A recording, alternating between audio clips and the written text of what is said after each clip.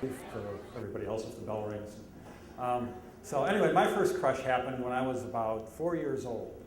And my family and another family used to get together for outings, picnics, going to parades, fireworks, those kind of things. And the other family had a little girl named JJ. And JJ was an older woman. She was about 5, and she was already in kindergarten. So she was a little more mature and sophisticated than I was, but I wasn't intimidated by that. I was a 4-year-old who knew what and who he liked, and JJ was at the very top of my list. So one day, my mother and I were at home having breakfast in the kitchen, and I told her I was going to marry JJ. And my mom said, "That's a great idea. JJ's a lovely girl. So you two would be very happy together." And I thought, that's great. You know, I want to marry JJ. Mom agrees. All I have to do now is let JJ know. So I started making plans. I knew kind of what a marriage was, and I knew there was something called a honeymoon involved, which was a vacation-like trip, and a local playground sounded like that would be a great way for us to have a honeymoon.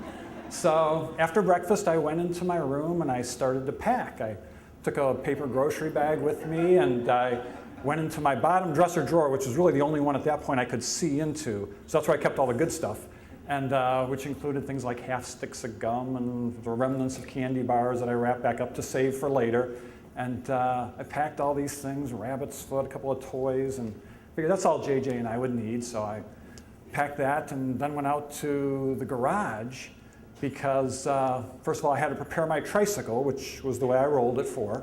And also behind the garage was a new clubhouse, which was actually an appliance box that one of the neighbors had let me have. And my father, though, we'd cut windows and a door in it, so as appliance boxes go, it was pretty well appointed.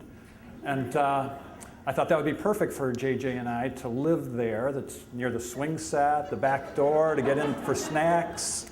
You know, it felt good to be a 4-year-old with property. So the plans continued to just, you know, kind of fall out nicely. I had the transportation, housing, food, provisions, you know, would figure this marriage honeymoon thing out. So I decided I was ready. I went back in the house and was going to say goodbye to Mom. And she was in the kitchen, and I remember going up to her and saying, "Mom, I'm going to marry JJ," and or I'm going to marry JJ. And I guess she took it, like I said the first time, like I was just repeating what I had said earlier, because she just said, "Okay," and continued to do whatever she was doing. And I was expecting something more, you know, momentous, speeches, tears. You know, the apron strings were being cut. This was when a man shall leave his mother and a woman her home, and the two shall be as one, and on and on. But Mom didn't seem to pay much attention, so I just kind of scooted out the back door and hopped on my tricycle. And I remember going down the driveway and turning on the sidewalk and heading down towards JJ's house. And I actually felt pretty good about myself doing this. I mean, I was independent. I was going after the woman I loved. I just felt the sun in my face and the tassels on my tricycle handlebars blowing in the wind, and just like the world was my oyster. And I just continued down towards JJ's house until I came to an obstacle I had not planned on, the street. At 4 years old, I had been taught, I knew something about streets, and they were dangerous. And I had never ventured a solo street crossing before. So I looked at the street and I just didn't know what to do. I knew there was dangers, cars, there could be other things in the street, but I knew I was supposed to stay away from them. Never been across one, so I did hear look both ways before you cross, so I was going to give that a try. I looked left and there was nothing coming. And I looked right, and about 3 or 4 blocks down there was a car. I watched it. It was either moving slowly or it had stopped for something, but I wasn't going to risk it. I decided I'd wait till that car passed. So I watched and waited and watched and waited, and now I think it was probably actually parked, but I wasn't going to risk it. So I was trying to think of what my options were to get across the street to JJ's house. And finally I decided, well, I'm going to go back home, get Mom to help me cross the street, and then I'll continue to JJ's. Not very manly, but you know, safe, conservative, responsible thing to do.